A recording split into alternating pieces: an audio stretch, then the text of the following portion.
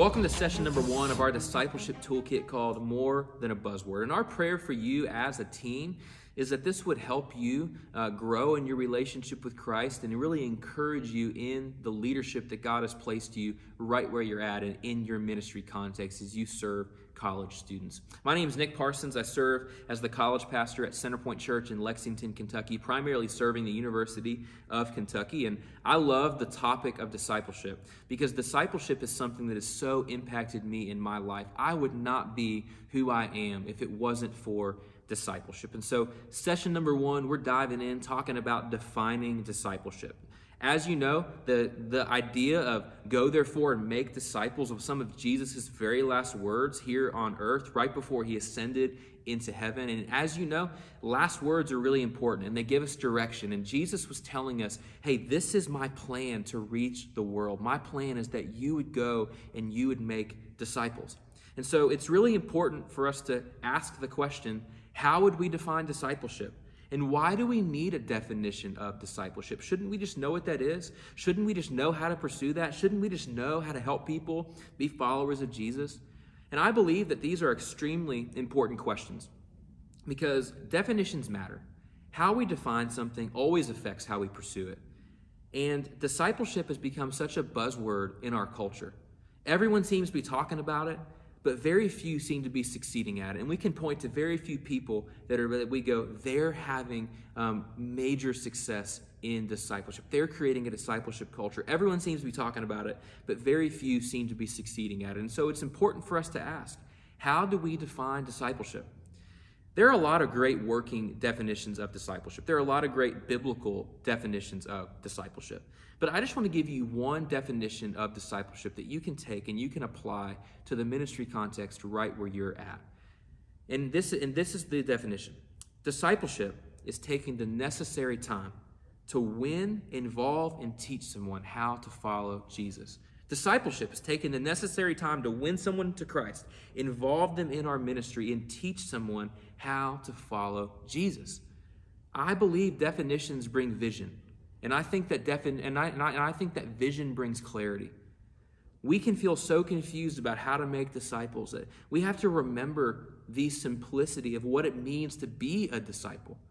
I love coffee, and since you're a college minister, I'm assuming that you love coffee too. And you know, when it comes to coffee, we can make things so complicated. We can add espresso shots, and we can add steamed milk, and we can add syrups and all sorts of sugars, and we can make a really complicated drink that we have to go pay $5-6 to have. But at the end of the day, coffee is really simple. All coffee is beans, water, and heat. We can make coffee really complicated, but at the end of the day, coffee is really simple. And I believe it's the same with discipleship.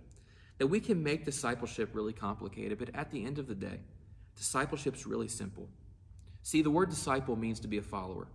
So when we're talking about making disciples of Jesus, we're talking about making followers of Jesus. And so the idea of discipleship is the process of creating followers of Jesus. And it's important to have a working definition of what discipleship is and what's incorporated into it, because just like we said, it was one of Jesus' last commands to us.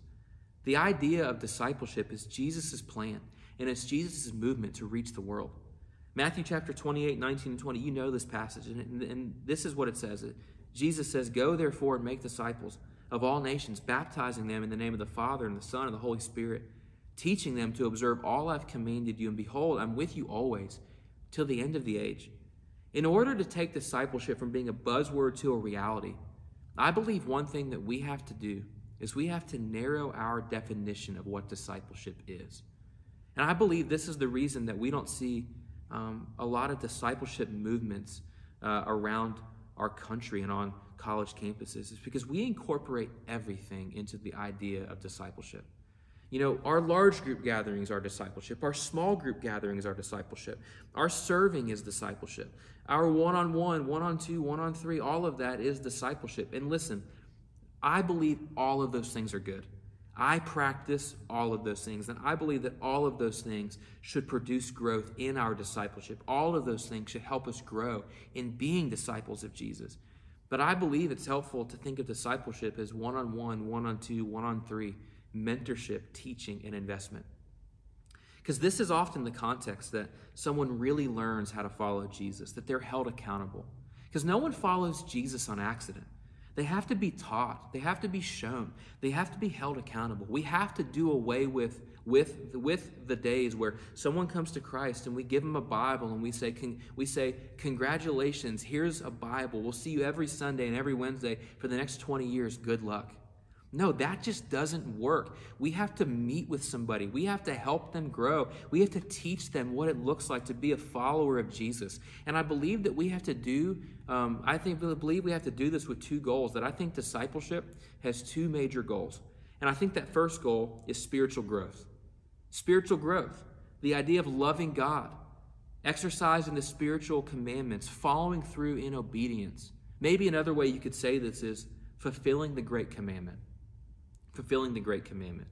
Matthew chapter 22, when the Pharisees heard that he had silenced the Sadducees, they gathered together and they sent a lawyer to him. And this lawyer questioned Jesus and he said, "What is the greatest commandment?" And he looked back at him and he said, "This is the greatest commandment, that you shall love the Lord your God with all your heart and all your soul and all your mind. This is the great and first commandment." This is the greatest and first commandment. That part of the goal of discipleship has to be helping a student live out the great commandment, to engage in spiritual growth, loving God by the way they go to school, by the way they read their Bible, by the way they go to church, like letting that be the primary heart motive, loving God, spiritual disciplines, living with obedience. But I believe there's a second goal of discipleship, and that's spiritual multiplication. Spiritual multiplication. We already read Matthew chapter 28. Verse 19 and 20, but Jesus commands us to go make disciples, to share with them the message of the gospel, and then make them into disciples, help them grow. And I believe that if our definition of discipleship is only about the student right in front of us, we are missing a vital piece of what discipleship is. Because discipleship is about their spiritual growth. It's also about their spiritual multiplication, or fulfilling the Great Commission. That we want to train them up, that we want to help them share the gospel and disciple another student or another person right around them to grow in what it means to be a disciple of Jesus Christ. You see, discipleship is about spiritual growth. It's about spiritual multiplication. And this is why discipleship has to be made reproducible.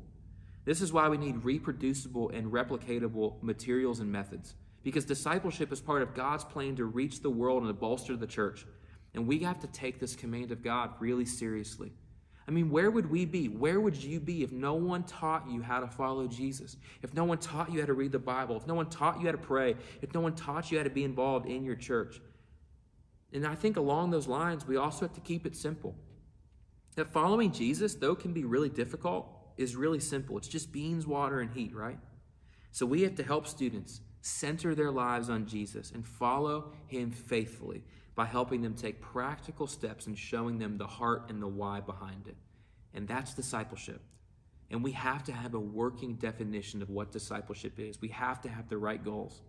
And I am glad that you will have this toolkit to guide you as you build a culture and a movement of discipleship right where God has placed you. It is God's plan A. God's plan A is for us to make disciples who make disciples. And so our prayer is for you is that this toolkit will be helpful for you. That you would go through it alongside others. Because I believe that we're better together, that each piece of this toolkit is going to be accompanied by discussion questions. And so whether you're by yourself or whether you're with others, I hope you take just a few minutes and you dive into these questions and really ask yourself, well, what would it look like if the ministry that God has entrusted to me became a movement for making disciples? We love you. We're praying for you. We're excited that you're joining us on this journey. And we'll see you for session number 2.